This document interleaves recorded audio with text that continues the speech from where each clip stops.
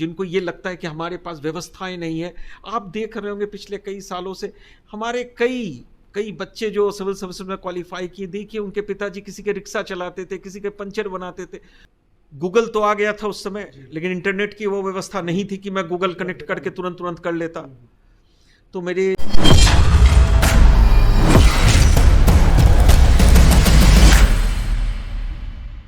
Hey guys, welcome to Infowala channel. स्वागत है आपका आपके चैनल इन्फोवाला पे। तो आज की वीडियो काफ़ी आपके लिए यूजफुल होने वाली है, क्योंकि आज हमारे ज़िला चंदौली के additional superintendent of police Chiranjeevi Mukherjee sir, उनसे आज हमारी भेंट हुई है, जो कि यूपीएससी एस्पिरेंट रह चुके हैं। तो आज इस वीडियो में उनकी जर्नी, उनकी स्ट्रगल, उन्होंने कैसे ओवरकम किया, साथ ही वो आपको क्या मैसेज देंगे, इस वीडियो के माध्यम से आपको पहुँचाई जाएगी। तब तक आप एक लाइक से स्टार्ट करते हैं। सर, सबसे पहले आपका हमारे इस चैनल पे स्वागत है सर। Thank you sir. सबसे पहला क्वेश्चन, आपकी जर्नी यहाँ तक की कैसी रही अब तक की? देखिए, मैं पटना का रहने वाला हूँ और जैसा आप सब अवगत हैं कि बिहार और उत्तर प्रदेश में सिविल सर्विसेज के एग्ज़ाम को एक लाइफ का मेन एम माना जाता है। और हमारे समय में वर्ष 2001-2000 के आसपास जो था, उस समय तो ये सबसे लुक्रेटिव सर्विस मानी जाती थी, आज भी है। मैं वहाँ एक क्रिश्चियन स्कूल में पढ़ा, सेंट ज़ेवियर्स स्कूल पटना में। फिर मेरी जो तैयारी थी वो मेडिकल की थी कि मुझे डॉक्टर बनना है। लेकिन मुझे किसी ने ये कह दिया कि एडमिनिस्ट्रेटिव ऑफिसर बन जाए तो ज़्यादा अच्छा होगा, फिर सब डॉक्टर आपके पास होंगे जी। तो बात तो मजाक की थी, लेकिन फिर मैं सिविल सर्विसेज की तरफ मुड़ गया। समय बहुत कम था जब मुझे बताया गया।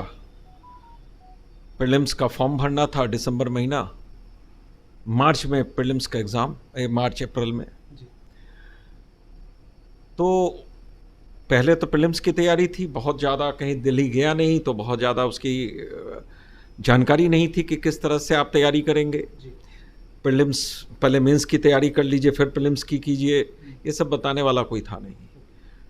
मैंने प्रीलिम्स की तैयारी की एंड द फर्स्ट अटेम्प्ट में मैंने प्रीलिम्स में काफ़ी अच्छे मार्क्स तो पता नहीं चलते, लेकिन मुझे खुद का अंदाज़ा था कि out of 150 it was around 130 GS में, और आउट ऑफ मेरे ख्याल से 120 नंबर हुआ करता था, 120 क्वेश्चंस होते थे हिस्ट्री में, उसमें 100-405 के लगभग था। तो जब मैं आया और मैंने अपने दोस्तों से बात की जो दिल्ली से पढ़ के आए थे, तो उन्होंने कहा सी और शॉर्ट प्रीलिम्स में तो हो ही जाएगा। सर, ये बात कब की है? ये ईयर 1998-99 उस समय की बात। फिर जब तैयारी शुरू हुई तो एज यूजुअल मेंस की तैयारी नहीं, प्रीलिम्स की तैयारी थी। अब मेंस की तैयारी शुरू करते करते मेंस का एग्ज़ाम आ गया। फिर जब एग्ज़ाम नज़दीक आता है, लगता है सेकंड पेपर की तैयारी नहीं है, कैसे करेंगे, या फर्स्ट पेपर की तैयारी नहीं है। मैंने कहा कि चलो ठीक है, देखते हैं, पहले फर्स्ट पेपर की तैयारी करते हैं। अगर फर्स्ट पेपर अच्छा चला जाएगा तो सेकंड हाफ में सेकंड पेपर में कुछ तो लिख ही देंगे। बट ये मुझे समझ में आया कि सिविल सर्विसेज एग्जामिनेशन में आपका कॉन्सेप्ट और आपका जो थ्रो है, क्या लिख रहे हैं, that is very important rather than that of कि आप मैटर कितना आप ऑब्जेक्टिविटी लाते हैं। ऑब्जेक्टिविटी का बहुत मतलब मुझे नहीं समझ आया। आज के टाइम में सोशल मीडिया का लोग यूज कर लेते हैं, उनके पास बहुत सारे ऑप्शन हैं, ऑनलाइन जाके अपना टेस्ट सीरीज लगाते हैं। बट आई थिंक आपके पास उतने उस टाइम पे रिसोर्सेस नहीं उपलब्ध थे। तो आपने इस चीज़ को सर ओवरकम कैसे किया, उस चीज़ को कि अपने आप को बैरियर नहीं समझा कि हाँ ये सारी चीज़ें मेरे पास नहीं है तो मैं रुक जाऊँ? कैसे आपने रिसोर्सेस अपने इकट्ठे किए थे उस टाइम? देखिए, ऐसा है कि उस समय जो सबसे बड़ा चैलेंज था वो था फिजिकल एंथ्रोपोलॉजी, जिसका मैंने आपसे कहा कि सिलेबस जो है 10 टाइम्स इंक्रीज कर गया। मटेरियल अवेलेबल नहीं थे। पता किया तो पता चला कि एक आध कोई बुक अवेलेबल है, पिल्बीम एंड बैकर की एक बुक आती है जो अवेलेबल है, कहीं मिलती नहीं थी। तो पटना में ब्रिटिश काउंसिल लाइब्रेरी हुआ करता था, मैं उस लाइब्रेरी में जाता था, दिन भर बैठता था और बैकर की बुक पढ़ता था। उसके अलावा स्टीन एंड रो की बुक्स, सब बहुत रेयर बुक्स होते थे, वो सारे बुक्स को पढ़ करके फिर उसको फोटोस्टेट करा करके घर ला करके फिर उस चीज़ों को पढ़ना, उसको समझना। तो ये जो चीज़ें हैं, देखिए एज सच किसी चीज़ का कोई बैरियर नहीं होता है, डिपेंडिंग ये करता है कि आप उसके लिए कितना तैयार है। मैं पैदल चलता था, 5 किलोमीटर 6 किलोमीटर पैदल जाता था, फिर ऑटो मिलता था, किसी जगह से नहीं मिलता था, पैदल चला जाता था कि यार जाना है, पढ़ना है। पूरे रास्ते जब जाता था तो मैं उस चीज़ को सोचता हुआ जाता था कि क्या चीज़ें कल मैंने पढ़ी थी, तो एक तरह से रिकॉल भी होता था और फिर आप जब वहाँ पहुँचते थे तो आप उसकी चीज़ों को समझ जाते थे। सर फैमिली बैकग्राउंड के बारे में बात करते हैं कि आपके जो फादर थे, फाइनेंशियली आपको दिक्कत हुआ ड्यूरिंग प्रिपरेशन, या फिर फैमिली प्रेशर आया कि आप जॉब करो, हम अफोर्ड नहीं कर सकते, ऐसा कुछ प्रेशर? मैं एक बहुत ही साधारण मध्यम वर्गीय परिवार से हूँ, बहुत ही साधारण। मेरे फादर एक सरकारी पब्लिक सेक्टर अंडरटेकिंग दवाई की कंपनी थी जो कलकत्ता बेस्ड थी, जिसकी माली हालत बहुत ख़राब थी। और मेरे फादर ने ईयर 2000 में रिटायरमेंट ले लिया क्योंकि कंपनी बंद होने वाली थी। तो हमारे लिए तो 10 रुपये का बहुत महत्व था। जॉइंट फैमिली थी, चाचा थे, सब लोग साथ रहते थे। तो कॉमनली प्रेशर आता था, होता ये था कि कहीं किसी बुआ के लड़के या किसी ने अगर कोई रिप्रेजेंटेटिव की नौकरी ज्वाइन कर ली और उस समय अगर वो 4000 भी कमा रहा था तो सुबह शाम इस बात को तो सुनना ही पड़ता था कि वो 4000 कमा रहा है, तुम क्या कर रहे हो बैठ के। देखिए मैं इस मामले में बहुत खुशकिस्मत रहा कि मेरे पिता और माताजी दोनों, कभी उन्होंने हमारे ऊपर प्रेशर नहीं डाला दोनों ने, लेकिन अदर लोगों का था। जॉइंट फैमिली थी तो वो प्रेशर था। मुझे वो दिन याद है, वहाँ चूँकि कैलकुलेटर यूज़ होता था जीएस के पेपर में। हमारे साथ एक हमारा मित्र हुआ करता था, तो उसको भी ये लगा कि ये तो क्वालिफाई करेगा नहीं, तो उसने कहा यार मैं तो कैलकुलेटर भूल गया, तू ले दे। मैंने दे दिया कि भाई मैं तो क्वालिफाई करूँगा नहीं। But I don't know what happened, कैसे क्या होता है, ईश्वर की कैसी कृपा होती है। मैं लिखता चला गया, शायद पहले का पढ़ा हुआ था, and I got 12th rank in the Bihar public service commission में डिप्टी कलेक्टर बना। उसके ठीक बाद उत्तर प्रदेश सर्विस कमीशन का पहला अटेम्प्ट आया। एंड ये बहुत ही, मतलब इसके बारे में बताना, जिसने इस बैच को फेस किया वो जानता है कि क्या हुआ था इस एग्ज़ाम में। क्वालिफाई कर गए और ओवरऑल 14th रैंक रहा। मैं डिप्टी एसपी बना 2001 में। फिर 2002 में मैं सिलेक्ट हुआ, लेकिन चूंकि पुलिसिंग में आना था तो मैंने 2001 को कंटिन्यू रखा। सर कहा जाता है कि ये जर्नी काफ़ी लंबी जर्नी है यूपीएससी की, और ये काफ़ी टाइम मांगती है। इसके दौरान लोग अपने आप को स्ट्रेस में फील करने लगते हैं और काफ़ी उनको स्ट्रगल बीच में झेलना पड़ता है। सर उस चीज़ को आप कैसे हैंडल करते थे? क्योंकि आज का जो यूथ है उसके पास बहुत सारे रिसोर्सेज हैं, मोबाइल यूज कर रहा है, मोस्टली सोशल मीडिया यूज करता है। आपने अपने स्ट्रेस को कैसे ओवरकम किया? एक बहुत छोटा सा अमाउंट मेरी भांजी के अकाउंट में पड़ा हुआ था, बहुत छोटा सा अमाउंट था। उसको निकाल के मैंने पहली बार जेनिथ का एक कंप्यूटर खरीदा और मैंने सोचा कि पढ़ नहीं पा रहा हूँ तो कंप्यूटर से कुछ करता हूँ, मतलब कंप्यूटर से नोट्स बनाता हूँ। जब मैं उस पर नोट्स बनाने लगा, मैं लिखता नहीं था, नोट्स उस पर बनाने लगा, तो धीरे धीरे इंटरेस्ट बढ़ने लगा और चीज़ें पढ़ने लगा। गूगल तो आ गया था उस समय, लेकिन इंटरनेट की वो व्यवस्था नहीं थी कि मैं गूगल कनेक्ट करके तुरंत कर लेता। तो मेरी जो किताबें थी वो ब्रिटिश काउंसिल से मिलती थी मुझे बुक्स।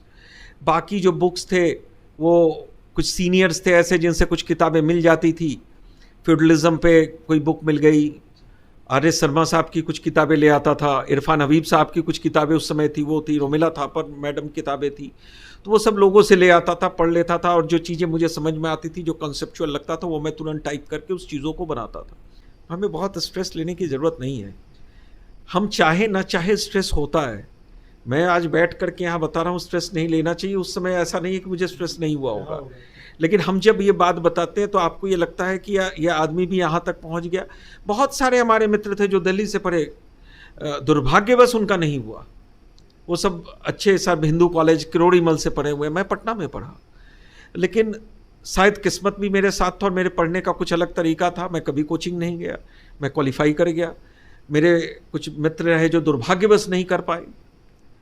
तो ऐसा नहीं है कि कोई व्यक्ति इसमें बहुत तेज है इसलिए हो जाए। जो व्यक्ति ये सोचता है कि मैं टॉप कर जाऊंगा, हो सकता है कि वो नीचे के रैंक पे चला जाए, और जो नीचे के रैंक में हो सकता है वो टॉप कर जाए, डिपेंडिंग अपॉन कि वहाँ वो क्या डिलिबरेशन देता है, वहाँ क्या वो प्रोडक्शन करता है, वो कैसे लिखता है, किस चीज़ को लिखता है, और एग्जामिनर को क्या अच्छा लगता है। सर बड़ी पोस्ट के साथ बड़ी जिम्मेदारी भी आपको मिलती ही है इस रैंक पे जो आप हैं। सर उस टाइम में आपको बहुत सारे ऐसे केसेस भी आते होंगे, प्रेशर आता होगा, उन्हें कैसे आप हैंडल करते हैं उन चीज़ों को? इसकी सबसे अच्छी बात है पुलिसिंग में डायनामिसिटी बहुत ज़्यादा है, हर रोज़ एक नई चीज़। 17 साल नौकरी को हो गए, पता नहीं चला कैसे हो गए। ऐसे लगता है जैसे कि अभी तो अंडर ट्रेनिंग क्रॉस करके आया हूँ। सुबह होता है, शाम होती है, रात में 1 बजे, 1:30 बजे, 2 बजे से पहले आप सो नहीं सकते। सुबह 6 बजे आपके पास एक किसी का फ़ोन आता है जो इन नीड हो, वो आपसे हेल्प चाहता है, उसको नहीं पता कि आप रात 2 बजे सोए हो, लेकिन उसकी नीड, उसकी जो ज़रूरत है, उसकी जो हेल्प है, आपको सुननी पड़ती है। अगर आप नहीं सुनोगे झुझला जाओगे, पता नहीं वो किस मुसीबत में बेचारा, वो तो हमसे आशा करता है। तो ये सारी चीज़ें जो आपको मतलब बैलेंस करके चलना होता है। तो यही कारण भी था, इसलिए मैंने डिप्टी एसपी को चुना था कि पुलिस में जाऊंगा तो कम से कम लोगों के साथ न्याय करूंगा, लोगों के साथ बैठूंगा। कोशिश यही करता हूं कि किसी के आंख से आंसू ना निकले। हर समय वो पल मैं ज़रूर सोचता हूं कि मैं पहले क्या था, आज क्या हूं। ज़मीनी स्तर में सोचता हूं। कभी हमने अपने आप को ये नहीं फील होने दिया कि मैं कोई ऑफिसर बन गया हूं। लोगों के साथ जब बात करता हूं तो मैं यही सोचता हूं कि इस जगह पे इनका बेटा जैसे मैं भी कल वहीं पर बैठा था।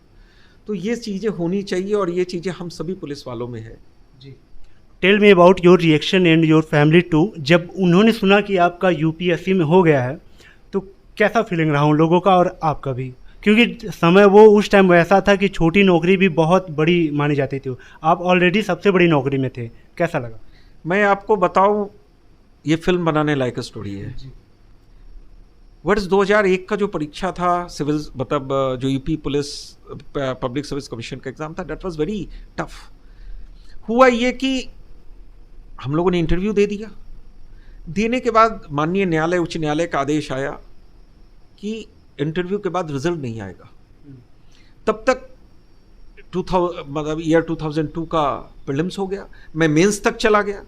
मेंस जिस दिन खत्म हुआ हमारा, उस दिन हाई कोर्ट का डिसीजन आया कि ईयर 2001 और ईयर 2002 के पूरे एग्जाम स्क्रैप कर दिए गए, खत्म, जीरो। ये माननीय न्यायालय का आदेश आया था। आप समझ सकते हैं कि क्या परिस्थितियां रही होंगी। आदमी मतलब 3 साल की मेहनत लगा के कुछ नहीं, कुछ बचा नहीं। लोग ये कहने लगे कि कोचिंग चला लो, अब तो पता नहीं क्या होगा। फिर पब्लिक सर्विस कमीशन ने फिर अगला एग्ज़ाम डिसाइड किया, उसके प्रीलिम्स की तैयारी करते रहे। तब तक माननीय उच्च न्यायालय, माननीय उच्चतम न्यायालय में पब्लिक सर्विस कमीशन ने तथ्य प्रस्तुत किए। माननीय उच्चतम न्यायालय के द्वारा चीज़ों को रिव्यू किया गया, माननीय उच्च न्यायालय द्वारा रिव्यू किया गया। उसके बाद एक डिसीजन दिया गया कि वर्ष 2001 की परीक्षा का रिजल्ट डिक्लेयर किया जाए। जब रिजल्ट आता है, रात में मैं बैठा था टीवी के सामने, आज तक चैनल चल रहा था, तो उसमें हमारे एक मित्र विपिन मिश्रा दिया कि he got the first rank. तो आप समझ सकते हैं कि मैं यूपी का रहने वाला था नहीं, पटना से रहने वाला था, पटना का, तो यूपी मेरा कोई था नहीं कि मैं रिजल्ट पता कर लूँ या मेरी कोई जानकारी हो जाए। तो मुझे सुबह तक वेट करना पड़ा। तो हमारे साथ 2 लोग और दिए थे एग्ज़ाम, 2 मित्र थे मेरे। वो रहने वाला ओरिजिनली जौनपुर का था, उसके वहाँ पर जानने वाले थे। तो सुबह के समय में जब रिजल्ट देखना था, तो आप लोग जानते होंगे उस समय की धीरू भाई अंबानी ऑफर में एक फ़ोन आया करता था, मोबाइल रिलायंस का। तो उस रिलायंस के मोबाइल को लगा करके साइबर कैफ़े चलते थे। तो मैं नियरेस्ट साइबर कैफ़े में गया तो पता चला कि वो मोबाइल लेकर के उसका मालिक सुबह कहीं चला गया है, तो वो काम नहीं कर रहा है। तो हम दोनों जब लौटने लगे तो उसने अपने किसी भतीजे को फ़ोन किया कि क्या हुआ। तो उसने रिजल्ट देख करके बताया कि फलाने का तुम्हारा नहीं हुआ और अगले का जो था उसका नहीं हुआ। मेरे बारे में वो बताने में कहा कि कुछ मिल नहीं रहा है। तो I was of the view कि नहीं हुआ होगा। मैं आ करके सोफे पे बैठ गया अपने घर के। तब तक उधर से उसके फ़ोन पे आता है कि चिरंजीव मुखर्जी गॉट 14th रैंक। मैंने कहा कि नहीं यार, रोल नंबर फिर से मिलवाओ। तो उसने रोल नंबर रिपीट किया एंड दैट वाज। तो बीच में एक सेंटर टेबल था, मैं कूद करके उस पार गया। बगल में मेरा पूजा रूम था, वहाँ मेरी मम्मी दरवाज़ा बंद करके बैठी थी। माँ को मैंने जब कहा, लिपट गई मुझसे कि मैं डिप्टी एसपी बन गया। बहुत बड़ी बात थी हमारे लिए, हमारे परिवार में कोई नहीं था। माँ का आशीर्वाद, पिताजी का आशीर्वाद, बड़ों का आशीर्वाद। देखिए, ईश्वर हमने देखा नहीं, उनसे बड़ा ईश्वर कोई है नहीं। बस उनका आशीर्वाद आप पे बना रहेगा। आप हमेशा आप देखेंगे प्रगतिशील होंगे, सक्सेस करेंगे। लास्ट मैसेज सर क्या देना चाहेंगे न्यू एस्पिरेंट के जो यूपीएससी जर्नी में आना चाह रहा हो, स्टेप कैसे ले और जो अभी कर रहा है वो अपने हौसले को कैसे बनाए रखे सर? देखिए, सिविल सर्विसेज समाज सेवा है, हम सभी करते हैं। हमने अपनी इंडिविजुअल लाइफ एक पीरियड तक हम जीते हैं, उसके बाद हम समाज सेवा में आते हैं। भारतवर्ष की इससे बड़ी कोई सेवा नहीं है।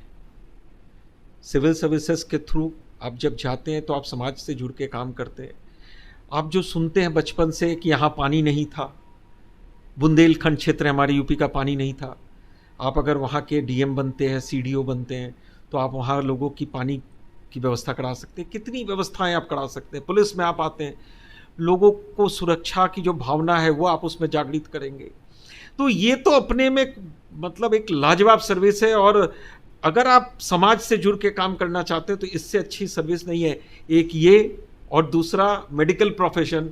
मैं दोनों के लिए, इसीलिए मेडिकल प्रोफेशन मैंने कहा कि मेडिकल प्रोफेशन भी मुझे ऐसा ही लगता है। On the second one is that the civil services. So everyone go for the civil services. जो चाहते हैं जाइए सिविल सर्विसेज में।